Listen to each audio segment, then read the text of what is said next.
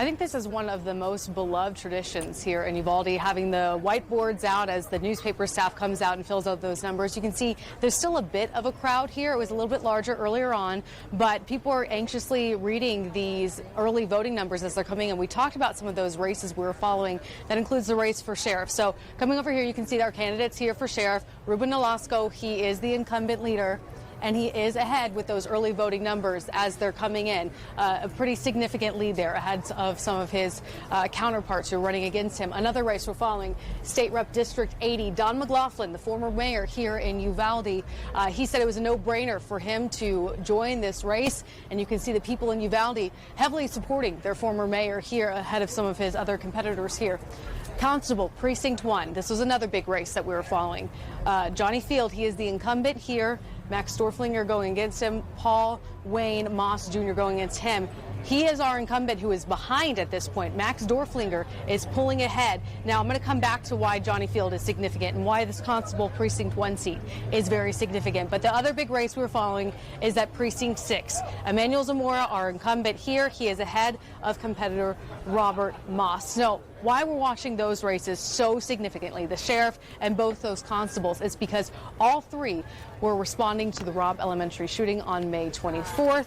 All three were also named in that Department of Justice report. So that's why we're following these races so closely. And at this point, the people of Uvalde are backing those incumbents who were named in that report, aside for this Constable Precinct 1 race, where we're seeing Johnny Field fall behind to Max Dorflinger. Now, Max is also a first responder. He was with the Uvalde Police Department at the time, and he also responded to Robb Elementary on the day of the shooting. He came out and had his own statement that was released on his Facebook page, saying he'd got off a long shift and then heard about what was happening at the school on the radio, left his phone behind, and then responded to the school. All three of the incumbents for those races, for sheriff and both constables, they have been subjected to families of the victims and survivors asking them to step down rather, because of what was noted in the Department of Justice report. We're also expecting to hear more because on Thursday, we're getting another report released by the city talking about what happened at Robb Elementary. But that's why those races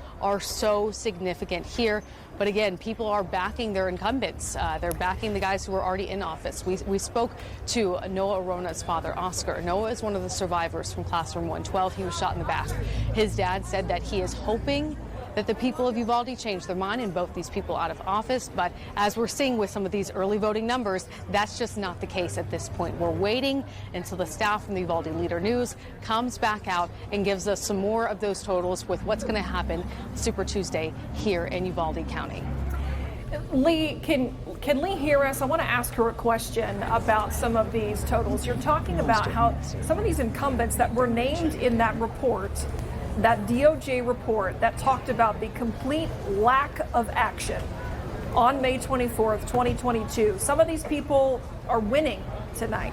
You have been in this community since that day, since the day of the shooting, with how you have seen the process of handling that tragedy, you know, how people have come together, how people have healed as much as they can in that time. Does that surprise you at all that these incumbents are winning so far? It's not surprising because we saw the same kind of thing happen with past elections that we've covered. So we've been in this community covering what's happened here for the last almost 2 years now. We're coming up on that 2-year mark pretty soon. It's not surprising because we saw the Uvalde community back Governor Greg Abbott, vote him back overwhelmingly. We saw the Uvalde community vote back in some county commissioners, Mariano Vargas primarily, who was the acting Uvalde police chief on May 24th, who had to step down, was the only person from the city facing any kind of consequences for his action or lack thereof. Another person named on the DOJ report, but he was voted back as a county commissioner. This is not surprising. When we look at the mayoral race that just happened after Don McLaughlin stepped down, Cody Smith voted into office. He had previously served as a mayor here in this community, but Kim Rubio, Lexi's mom, she ran against him. Lexi, her life was taken on May 24th, but she lost that race overwhelmingly to Cody Smith. So it's not surprising what we're seeing happening here, because it's happened in past elections since this tragedy happened in Uvalde, and we saw those 21 lives taken on May 24th, 2022. I know that there is the people who are most impacted by what happened, those survivors, the victims' families. They're the ones who really want that change, but it seems like this community as a whole does not want that change. Yeah, Lee, stay with me for 1 second, because you and I have been there before together, and yeah, we have seen this in the past where incumbents have won. And these are guys who are not only questioned for their inaction at Robb Elementary, they're not going on camera and answering questions either. So does Don McLaughlin fly in the face of that a little bit? Because he is a mayor. He was very outspoken during the whole thing, talked about even raising the age for automatic weapons, semi-automatic weapons, and yet he is winning overwhelmingly tonight. So he kind of seems to be the one that doesn't really fit into that particular category, correct? I think that's exactly right. And, Don McLaughlin has also gotten some pretty significant backing in this race. Donald Trump, former President Donald Trump, backed him in the race. Governor Greg Abbott has backed him in this race. So he's gotten some pretty heavy endorsements when it comes to running for this state house seat. Now, again, that's like you mentioned, he as a mayor had said he would support raising the age to buy a semi-automatic weapon for those rifles from 18 to 21.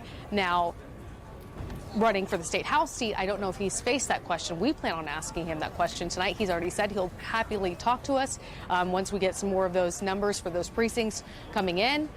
He's been very, very vocal. But you had mentioned a lot of those other candidates who we've reached out to ask them for interviews, to ask them if they're planning on stepping down, to ask if any action is going to be taken because of that DOJ report coming out. And it's been essentially radio silence. One response we did get was from Emmanuel Zamora, who again is an incumbent in the lead tonight. We asked him if he'd like to do an interview or have a statement released. He just said that he would be here at the Uvalde Leader News because it's a beloved tradition in their community, and he was planning on watching the results as they came in. No answer to our interview question, but he did say that he would be here tonight, and we're keeping an eye out for him and would like to talk to him. So, Emmanuel Zamora, if you're watching this, any of the other incumbents, if you're watching this, we'd like to talk to you. We've been trying to talk to you for a while. Absolutely.